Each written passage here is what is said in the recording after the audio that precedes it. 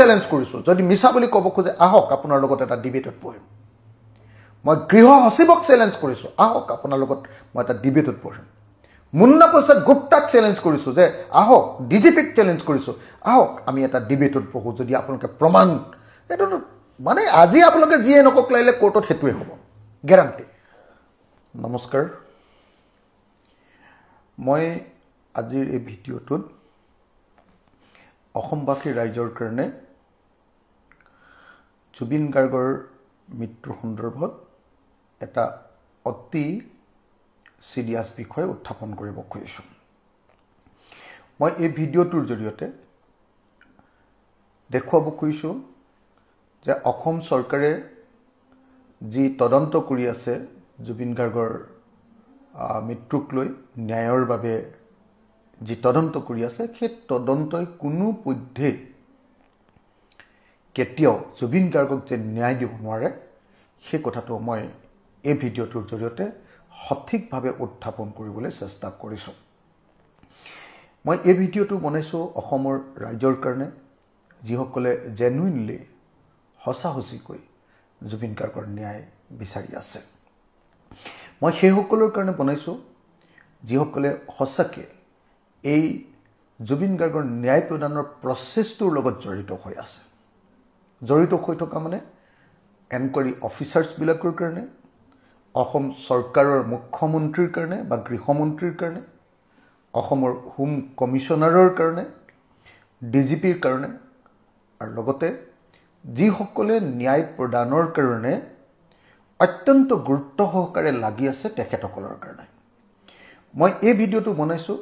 জুবিন গাৰ্গৰ পৰিয়ালৰ কাৰণে জুবিনদাৰ বৌ জুবিনদাৰ ফন্তি জুবিনদাৰ ফেন ক্লাব জুবিনদাৰ চাৰিওফালে থকা তেওঁলোকৰ যি সতীৰ্থ বন্ধুসকল আৰু পৰিয়ালবৰ্গ তেওঁলোকৰ কাৰণে মই এই ভিডিঅ'টো বনাইছো আৰু এই ভিডিঅ'টোৰ জৰিয়তে মই অসম চৰকাৰে কেনেকৈ ন্যায় প্ৰদান নকৰাকৈ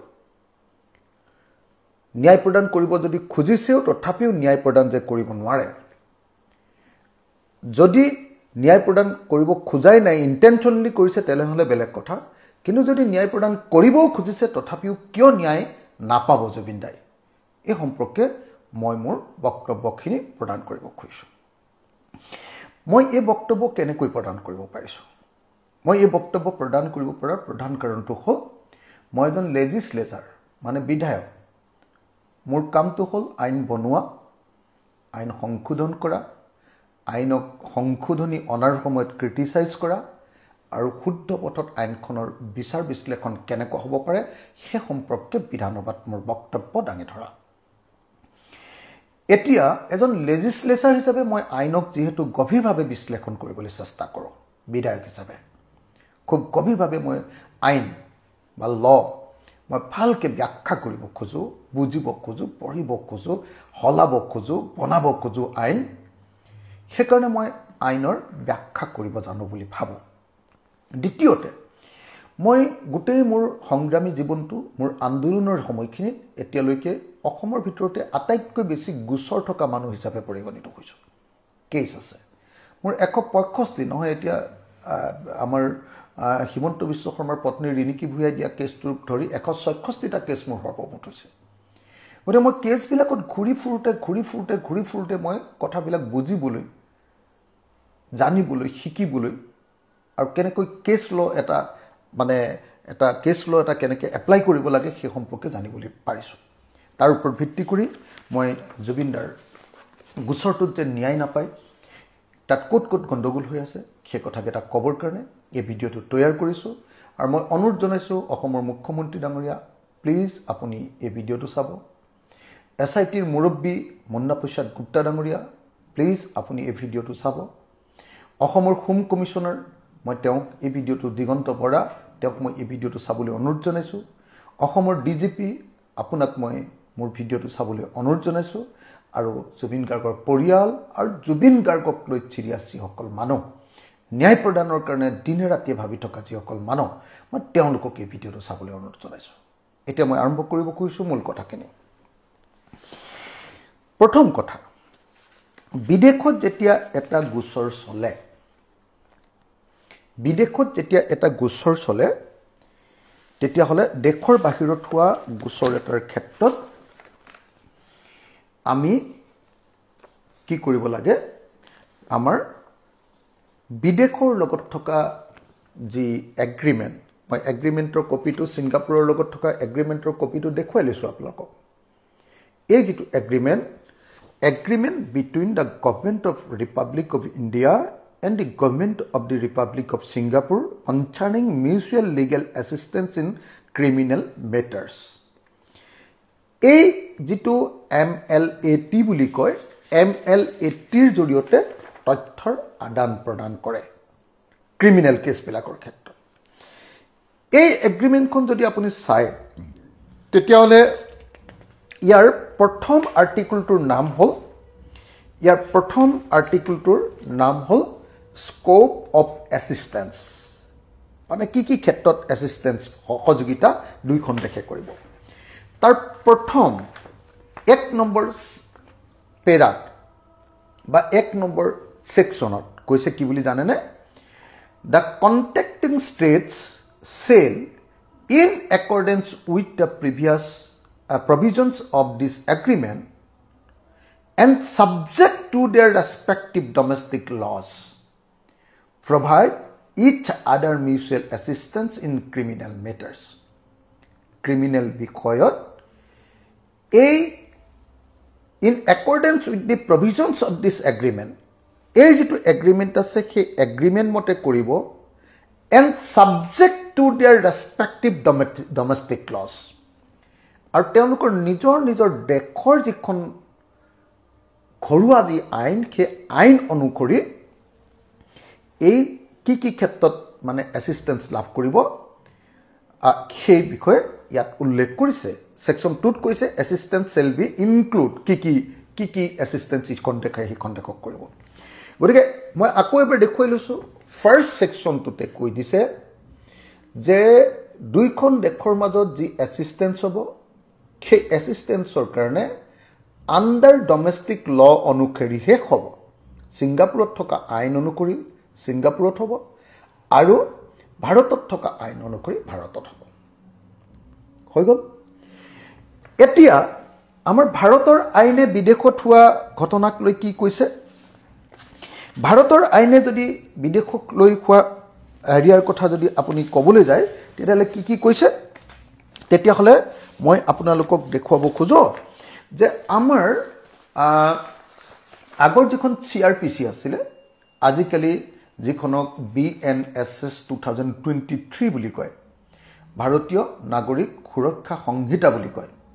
তাত মানে প্ৰসিডিউৰটো কেনেকে বিদেশৰ লগত কেনেকে ধৰণে বিদেশৰ পৰা তথ্য পাতি আনিব দুইখন দেশে আদান প্ৰদান কৰিব তাৰ প্ৰসিডিউৰটো লিখা আছে ক'ত লিখা আছে 112 নম্বৰ সেকশনত কিহৰ BNSS 2023 তাত মই আপোনালোকক গাই নিদিলেও হ'ব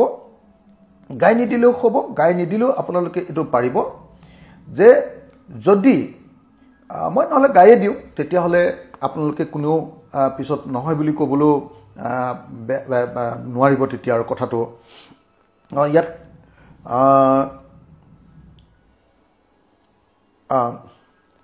ইয়াত লিখিছে if in 112 section মই কৈছো যে 112 number অনুচ্ছেদত subsection 1 if in the course of an investigation into an offense an application is made by the investigating officer or any officer superior in rank to the investigating officer that evidence may be available in a country or place outside India, any criminal court may issue a letter of request to a court or an authority in that country or place competent to deal with such request to examine orally any person supposed to be so and so. গতিকে এই 112 number যেটো section আছে 112 number সেকশনটোত কৈ দিছে যে বিদেশত যদি কিবা এটা ঘটনা ঘটে তেতিয়াহলে বিদেশৰ ঘটনাটো যদি কিবা তথ্য বিচাৰিব লাগে তাৰ নিয়মটো হ'ল আমাৰ আইঅ' ইনভেষ্টিগেটিং অফিচাৰ বা তেওঁতকৈ ছিনিয়ৰ অফিচাৰ ছুপিৰিয়ৰ অফিচাৰ তাতকৈ ওপৰৰ অফিচাৰে কি কৰিব লাগিব কোৰ্টৰ জৰিয়তে কোৰ্টৰ জৰিয়তে সেইখন দেশৰ কোৰ্ট য'ত ঘটনাটো ঘটিছে সেইটো ঠাইৰ কোৰ্ট অথবা কনচাৰ্ণ অথৰিটি কম্পিটেণ্ট অথৰিটি বুলি কৈছে কম্পিটেণ্ট অথৰিটিক লেটাৰ অফ ৰিকুৱেষ্ট মানে আগৰ আমাৰ লেটাৰ ৰগেটৰী বুলি কৈছিলে এইটো লেটাৰ ৰগেটৰী বা লেটাৰ অফ ৰিকুৱেষ্ট পঠিয়াব লাগিব গতিকে মই আপোনালোকক নিশ্চয় এইটো কনভিন্স কৰিব পাৰিলোঁ যে যদিহে বিদেশত এটা ঘটনা ঘটে তেতিয়াহ'লে আমাৰ ভাৰতীয় আইন কৈছে যে ডমেষ্টিক আইন মতে কৰিব লাগিব আমাৰ ভাৰতীয় আইনৰ BNSS 2023 ছেকশ্যন 112 বা 112ৰ ছাবছেকশ্যন 1ত স্পষ্টকৈ কৈছে যে লেটাৰ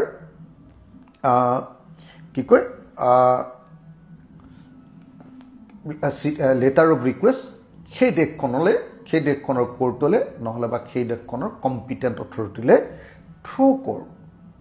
আমাৰ যিখন কোৰ্টত কেছটো চলি আছে তাৰ পৰা পঠিয়াব লাগিব এতিয়া কথাটো হ'ল যে আমাৰ অসম চৰকাৰে যিবিলাক লেটাৰ পঠিয়াই আছে সেই লেটাৰবিলাক বা চিঠিবিলাক বা মানুহ গৈছে সেইবিলাক চেণ্ট্ৰেল গভৰ্ণমেণ্টৰ হোম ডিপাৰ্টমেণ্টৰ জৰিয়তে কৰিছে কিন্তু চেণ্ট্ৰেল গভৰ্ণমেণ্টৰ হোম ডিপাৰ্টমেণ্টৰ জৰিয়তে যোৱা লেটাৰ বা চিঠি মই ভাবোঁ MLATৰ অধীনত তথ্য পোৱাৰ কাৰণে উপযুক্ত নহয়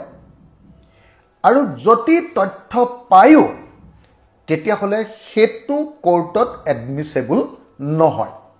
কোৰ্টত সেইটো গ্ৰহণযোগ্য নহয় এইটো আপোনালোকে ভাবিব পাৰে যে মই কেনেকৈ জানিলোঁ মই উকিল নেকি মই এই কথাটো জানিবৰ কাৰণে বুজিবৰ কাৰণে যেতিয়া পঢ়া শুনা কৰিছিলোঁ অসমৰ বহু সংখ্যক এডভোকেটৰ লগত কথা পাতিছিলোঁ মোৰ নিজৰ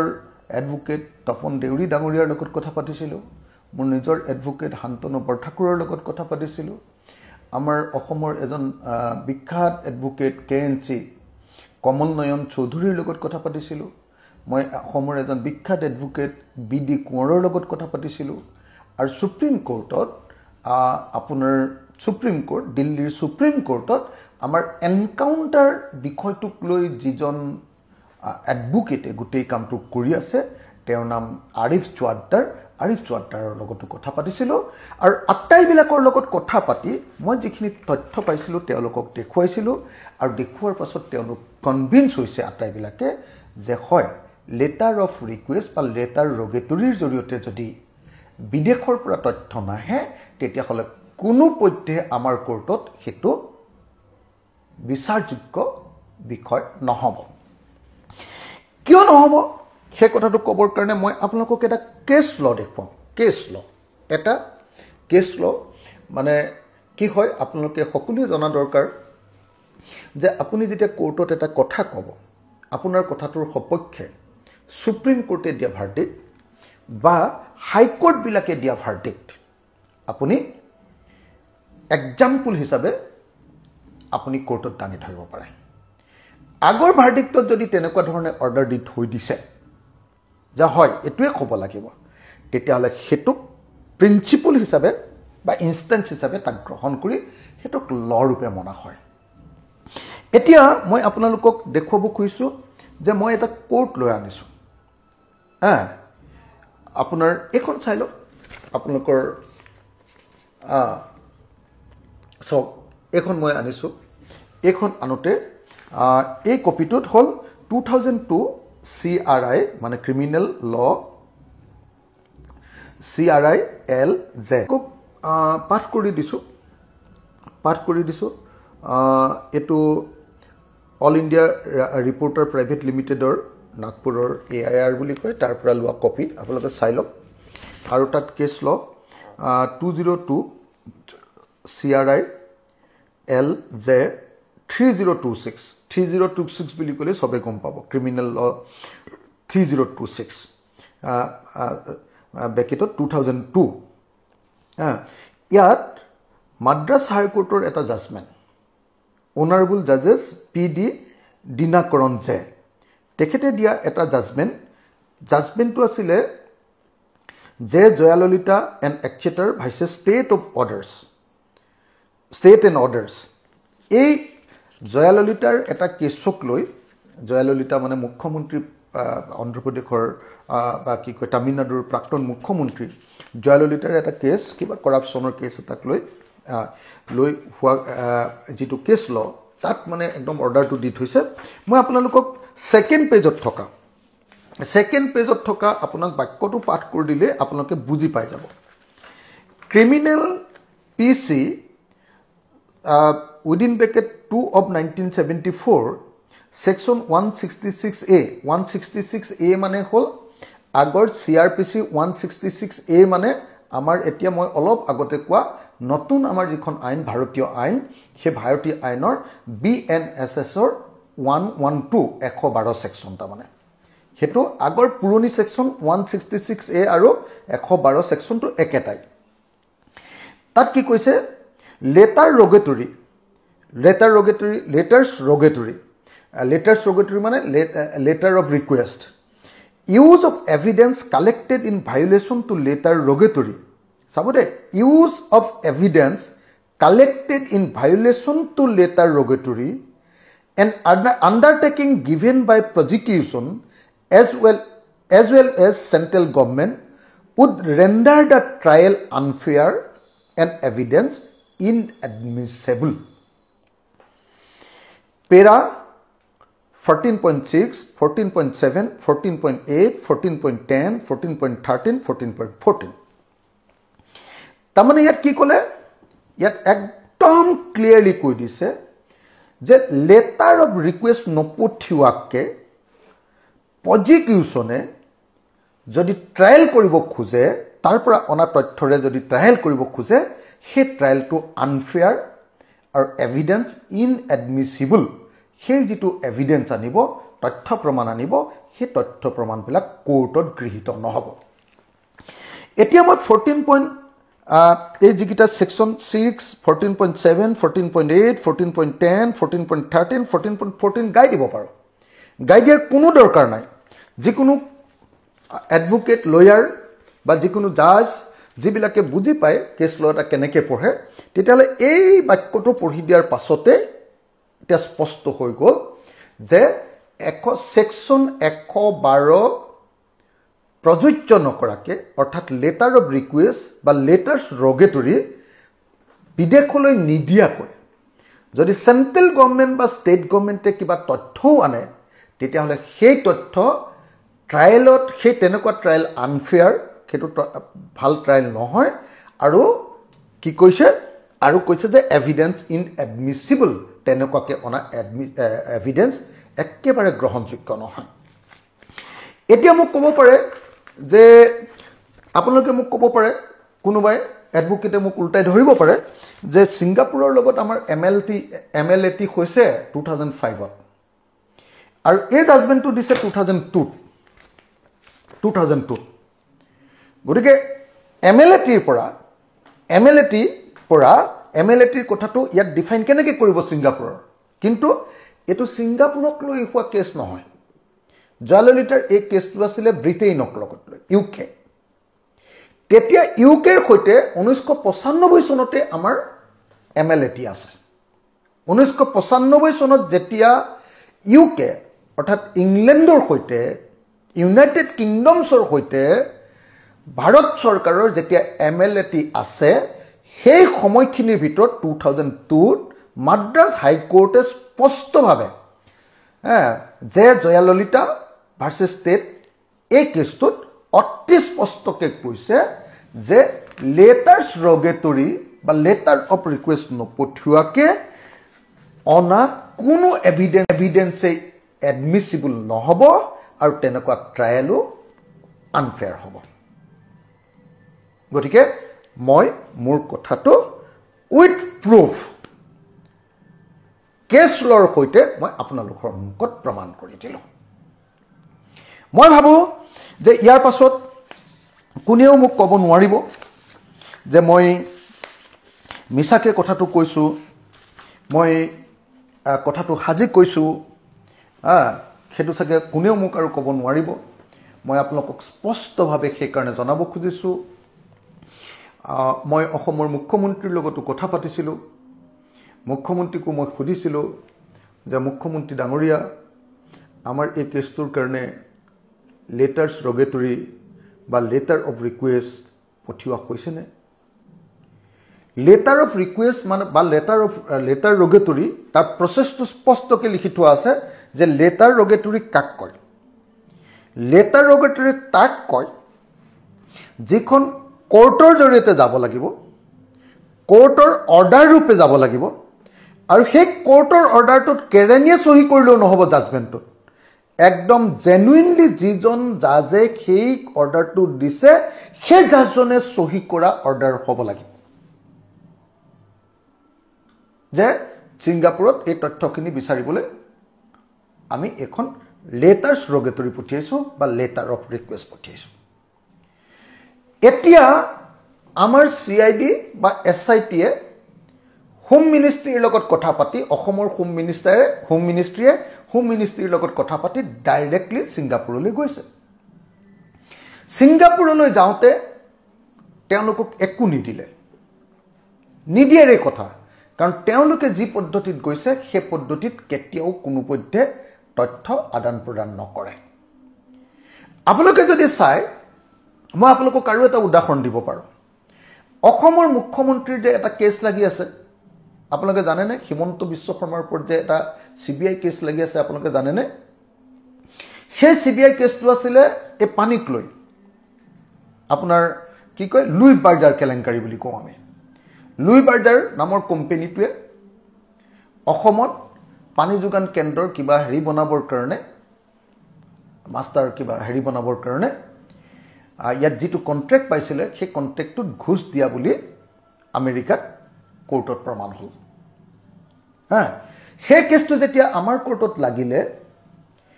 লাগোতে যেতিয়া আমেৰিকাক সেই তথ্যখিনি বিচাৰিছিলে, তেতিয়া আমেৰিকাই স্পষ্টভাৱে ক'লে যে MLLTৰ জৰিয়তে যদি আপোনালোকে আমাক তথ্য বিচাৰে তেতিয়াহ'লে লেটাৰ্ছ ৰগেটৰী বা আপোনাৰ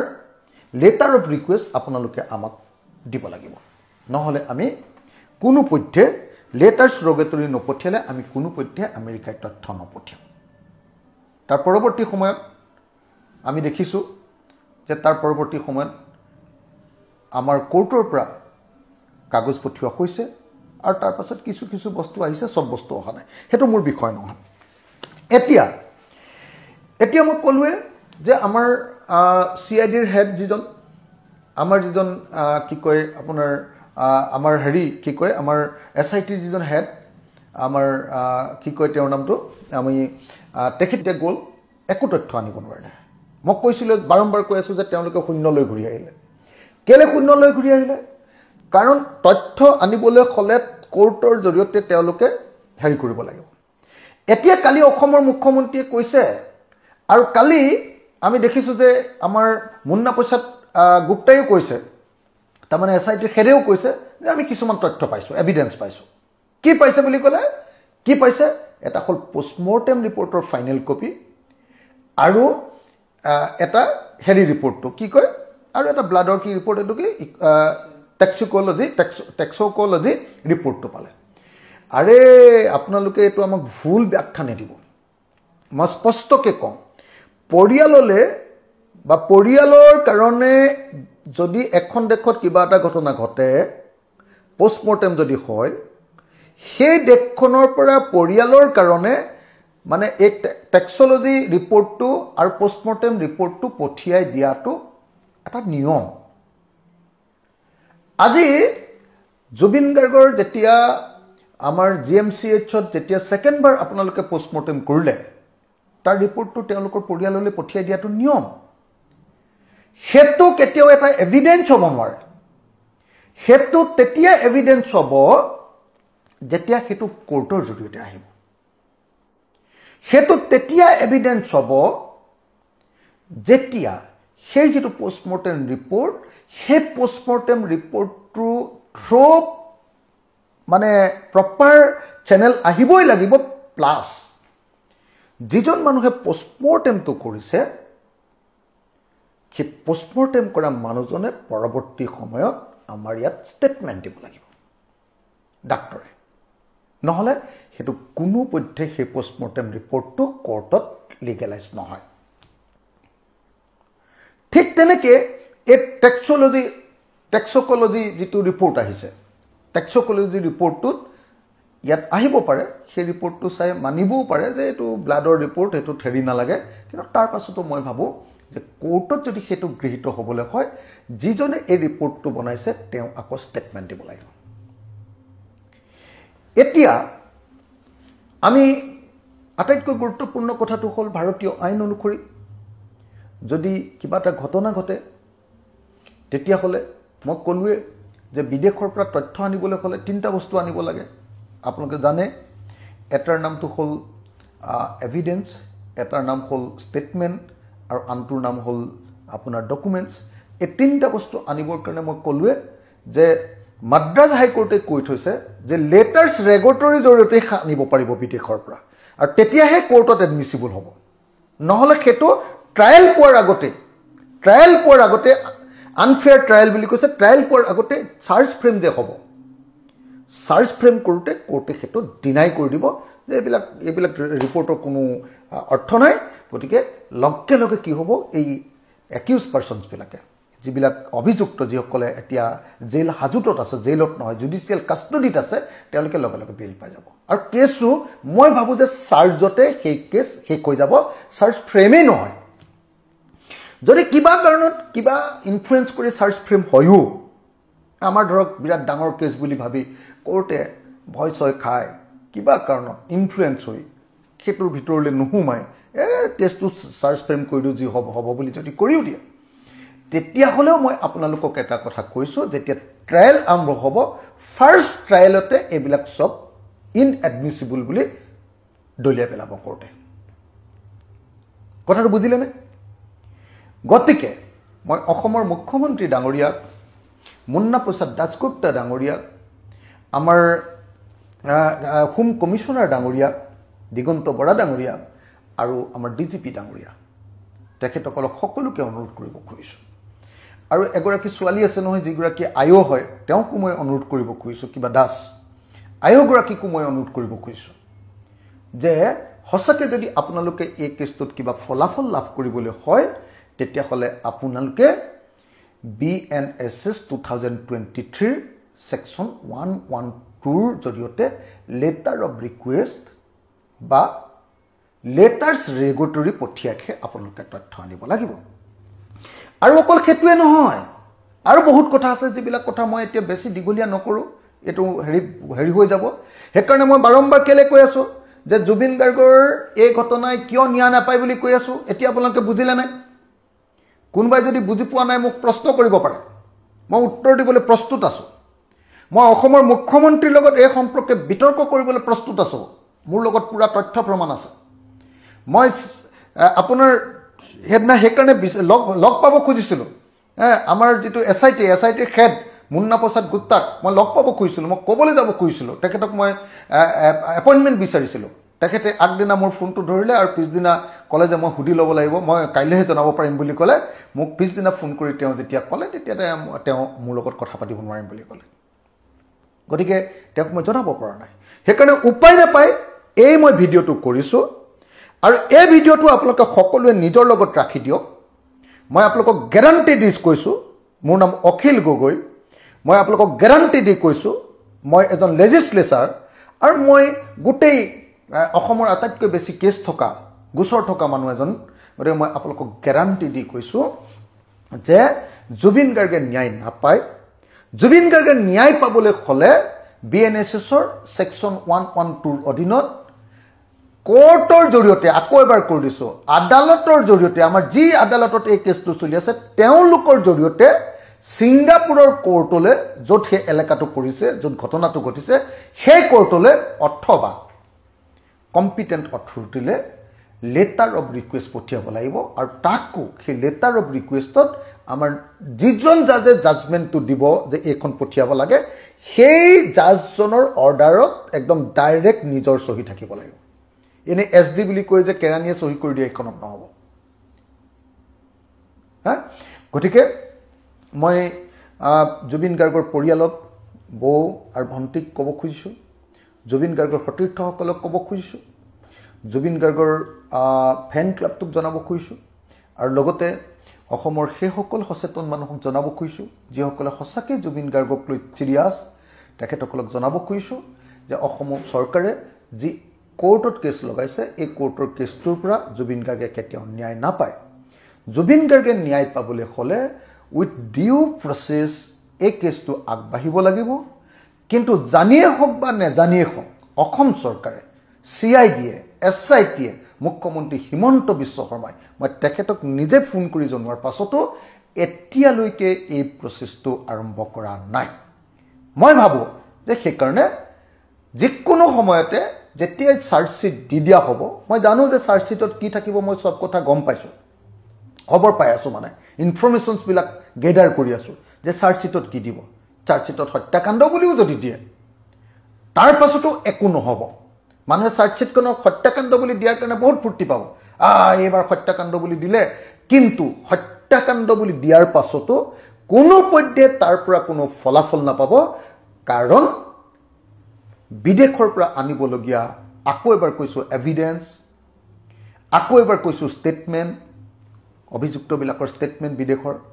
আৰু ডকুমেণ্টছ এইবিলাক আইনৰ নিয়ম অনুসৰি অনা হোৱা নাই অবৈধভাৱে অনাৰ কাৰণে হেতু কোৰ্টত ইনএডমিসিবল বুলি কৈছে এটো গ্ৰহণযোগ্য নহব আৰু এনেকুৱা ট্ৰায়াল আনফেয়াৰ ট্ৰায়াল বুলি কোৰ্টে ৰিজেক্ট কৰি দিব ধন্যবাদ জয় অসম জয় জুবিনদা মই আকৌ এবাৰ কৈছো জুবিনদাৰ ন্যায়ৰ কাৰণে মই যি যুঁজ আৰম্ভ কৰিছো ৰাইজৰ দলে যি যুঁজ আৰম্ভ কৰিছে কৃষক মুক্তি সংগ্ৰাম সমিতি আৰু ছাত্ৰ মুক্তি সংগ্ৰাম সমিতিয়ে যি যুঁজ চলাই আছে এই যুঁজ আমি এৰি নিদিও আৰু সেইকাৰণে বাৰম্বাৰ এনেকৈ জুবিন গাৰ্গক লৈ কথা কৈ আছো মই মুখ্যমন্ত্ৰীকো চ্যালেঞ্জ কৰিছো যদি মিছা বুলি ক'ব খোজে আহক আপোনাৰ লগত এটা ডিবেটত বহিম মই গৃহ সচিবক চ্যালেঞ্জ কৰিছো আহক আপোনাৰ লগত মই এটা ডিবেটত বহিম মুন্না প্ৰসাদ গুপ্তাক চ্যালেঞ্জ কৰিছো যে আহক ডিজিপিক চ্যালেঞ্জ কৰিছো আহক আমি এটা ডিবেটত বহো যদি আপোনালোকে প্ৰমাণ এটো মানে আজি আপোনালোকে যিয়ে নকক লাইলে কোৰ্টত হেতুৱে হ'ব গ্যাৰান্টি মই সব এডভোকেটৰ লগত কথা পাতি লৈছো সব কেছ ল পঢ়ি লৈছো গোটেই আইন গিখন পঢ়ি লৈছো গতিকে একদম কথাটো খাটাং আপোনালোকে এইবিলাক গণ্ডগোলীয়া কাম কৰি জুবিন গাৰ্গৰ হত্যাকাৰীয়ে হওক বা জুবিন গাৰ্গৰ মৃত্যুৰ কাৰণে জগৰীয়া মানুহবিলাকক বচাবৰ কাৰণে যি কাম কৰি আছে এই কামটো কেতিয়াও